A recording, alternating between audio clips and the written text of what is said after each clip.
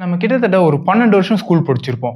அந்த ஸ்கூல் படிக்கிற டைம்ல நம்ம எப்படியெல்லாம் சம்பாதிக்கலாம்? அதாவது என்ன படிச்சா நல்ல வேலைக்கு போலாம், நல்ல வேலைக்கு போனா நல்லா சம்பாதிக்கலாம்னு சொல்லிக் குடுத்த ஸ்கூலு, சம்பாரிச்ச பணத்த எப்படி ஹேண்டில் பண்ணணுன்ற மேட்டர நமக்கு சொல்லியே தரல.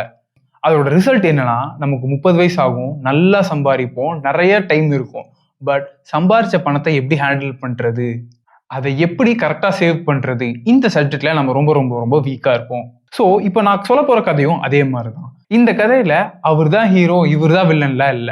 இந்த கதை என்னோட கதை. ஸோ, இவன் பேரு மோகன்.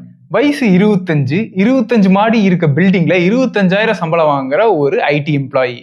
காலையில அலாரம் அடிக்குது. அதே பஸ்ஸு, அதே காஃபி, அதே லேப்டாப், அதே வெப் சீரிஸ், அதுக்கப்புறம் அதே தூக்கம். மாசம் ஆனா 1ஆம் தேதி ஆனா அமௌண்ட் கிரெடிட் ஆயிடுச்சு அப்படின்ற ஒரு நோட்டிஃபிகேஷன் வரும். ஒரு 5 நாள் ஒரு சந்தோஷமா இருப்பான். அப்படியே ஒரு 15 நாளுக்கு அப்புறம் ஃபாஸ்ட் ஃபார்வர்ட் பண்ணா போன் ஓபன் பண்ணவே பயம். பிகாஸ் சேலரி எங்க போகுதுன்னே தெரியல சார். ஆக்சுவலா சொல்ல போனா இவன் ஒரு தப்பான எண்ணத்திலேயே தான் வளர்ந்துட்டு இருக்கான். பெரிய அமௌண்ட் இருந்தாதான் வந்து இன்வெஸ்ட் பண்ண முடியும். அப்படியே நம்ம ஸ்டாக்ஸ்ல சம்பாதிக்கணும்னாலும் ஐபிஓல போனா மட்டுமே தான் நம்மளால நல்லா சம்பாதிக்க முடியும் அப்படின்ற ஒரு தாட் ப்ராசஸ்லயே வளர்ந்த பையன். என்னதான் இவன் காலேஜ் ஃபர்ஸ்டா இருந்தாலும் சைக்காலஜி ஆஃப் மணி புக்ல வர ஒரு சின்ன கான்செப்ட் அவனுக்கு தெரியல. Most financial mistakes are not due to lack of knowledge but due to wrong beliefs. ஒரு நாள் அவன் ஆஃபீஸ் பேண்ட்ரியில் உட்காந்துட்டு இருக்கப்ப அவன் சீனியர் வந்து அவர்கிட்ட கேட்கிறாரு, ஹுண்டாயோட ஐபிஓ வருதுல அதுல நீ இன்வெஸ்ட் பண்ணியான்ட்டு. இவன் சிரிச்சுட்டே எவ்வளோன்னு கேட்க அவர் அரௌண்ட் ஒரு 30,000 பக்கம் இருந்தா போதும் அப்படின்னு சொல்றாரு. என் சேலரியே 25,000 தான், இதுல எங்க போய் நான் 30,000 கொடுத்து ஒரு ஐபிஓ வாங்குறது அப்படின்னு. அதுக்கு சீனியர் கையில அவரு ஒரு காஃபி கப் எடுத்துட்டு வந்து உட்கார்ந்து காமா ரிப்ளை பண்ணாரு. உனக்கு எக்ஸல் தெரியுமான்னு கேட்டாரு. இவனும் தெரியும்னா. உனக்கு யூடியூப்ஸ்ல சர்ச் பண்ண தெரியுமான்னு கேட்டாரு. இவனும் ஆமான்னா. அதை விடு பேசிக்கான மேக்ஸ் தெரியுமான்னு கேட்டாரு. இதுக்கும் ஆமான்னா. இன்னைக்கு டேட் என்ன? ஜான் 20. ஒரு 40 ரூபாய் எடுத்து போய் பிப்ரவரி 20 வரைக்கும் டெய்லியும் 40 ரூபாயை எடுத்து போய் பிப்ரவரி 20 அந்த காசை எடுத்துட்டு வந்து என்ன வந்து பாரு அப்படின்னு சொல்லியிருக்காரு. இவனும் டெய்லியும் 40 ரூபாயை எடுத்து வைக்கிறான். பிப்ரவரி 20 டேட்டும் வருது. அன்னைக்கு போய் அந்த சீனியரை பார்க்கறான். பட் அதுல வந்து பாத்தீங்கன்னா கிட்டத்தட்ட ஒரு 5 நாள் காசு வந்து கம்மியா இருக்கு. சீனியர் இருந்து கேட்டாரு, ஏன்டா 5 நாள் காசு இல்லைன்னு கேட்டப்ப அவனோட ரிப்ளை என்னவா இருந்ததுன்னா, எல்லா நாளும் காசு எடுத்து வச்சிருந்தேன் ப்ரோ, பட் முந்தா நேத்து வந்து பாத்தீங்கன்னா ஒரு சின்ன செலவு வந்துருச்சு, அதை தவிர்க்கவே முடியல, அதனாலதான் இதுல இருந்து அமௌண்ட் நான் எடுத்துட்டேன். அதுக்கு சீனியர் சொன்னாரு, நீ எவ்வளவு பெரிய ஸ்மார்ட்டா இருந்தாலும் டிசிப்ளின்ற ஒரு மேட்டர் இல்லை அப்படின்னா கண்டிப்பா எந்த விஷயத்தையும் சக்சீட் பண்ண முடியாது. ஸோ நான் மாசம் ₹1,00,000 சம்பாதிச்சாலும் இந்த அமௌண்ட் வந்து சேவிங்ஸுக்குன்னு நான் தனியா மாசம் மாசம் எடுத்து வைக்காட்டி நான் எவ்வளோ சம்பாதிச்சாலும் எனக்கு பத்தாம தான் போகும். Smart people may win R fail but discipline people will never loose. நீ என்ன பண்ணு, டெய்லியும் 40 ரூபாய் எடுத்து வச்சல, 10 நாளைக்கு ஒரு டைம் அதை வந்து ஒரு எஸ்ஐபியில போட ஸ்டார்ட் பண்ணு. ஸோ 10 நாளைக்கு வந்து பாத்தீங்கன்னா 400 ரூபாய் நீ எடுத்து வைப்ப.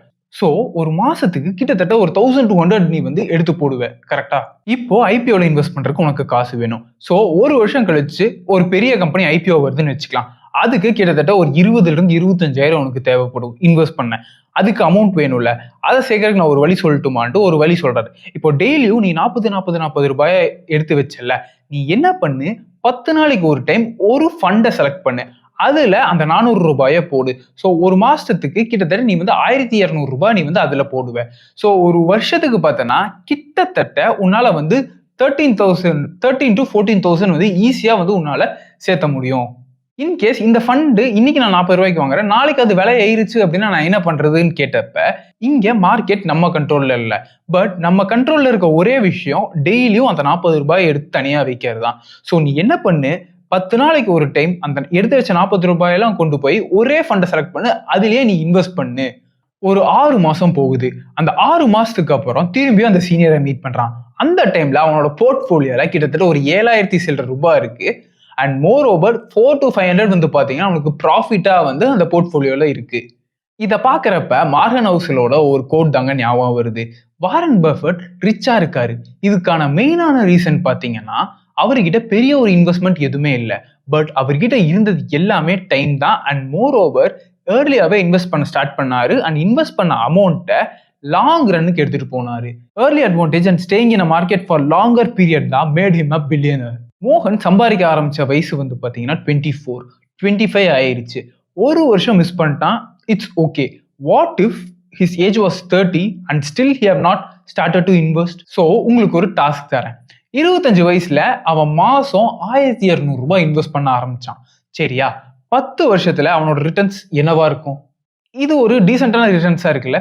இதே 20 வருஷத்துல அதே ஒரு 30 வருஷம் டைம் பீரியட் எடுத்தா அன்பிலீவபிள்ல. ஸோ ஃபர்ஸ்ட் ஃபியூ இயர்ஸ் வந்து பார்த்தீங்கன்னா பெருசா எதுவுமே நடக்கல.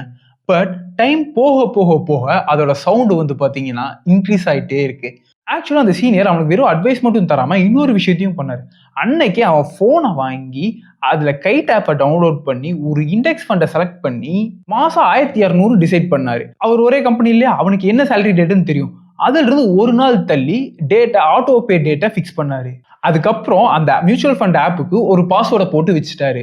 அன்னைக்கு குட்டியா ஸ்டார்ட் பண்ண மோகனோட மியூச்சுவல் ஃபண்ட் போர்ட்ஃபோலியோ தான் இன்னைக்கு 5 டிஜிட் போர்ட்ஃபோலியோவா சேஞ்ச் ஆயிருக்கு. சேலரி இன்க்ரீஸ் ஆகட்டும், அதுக்கப்புறம் இன்வெஸ்ட் பண்ணிக்கலாம்னு நம்ம காத்துக்கிட்டே இருந்தா போன டைமை நம்மளால ரிட்டர்ன் எடுக்க முடியாது.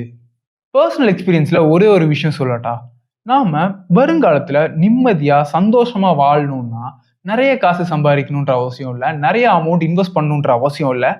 ஐபிஓல தான் இன்வெஸ்ட் பண்ணி நம்ம காசு சம்பாதிக்கணும் இல்லை, இல்லை டைரக்ட் ஸ்டாக்கை பிக் பண்ணி சம்பாதிக்கணும் இல்லை. ஈவன் சின்னதா போஸ்ட் ஆஃபீஸ்ல நம்ம ஆர்டி போட்டாலும் டிசிப்ளினா நம்ம ஒரு விஷயத்த பண்ணிட்டு வந்துட்டோ இருந்தோம்.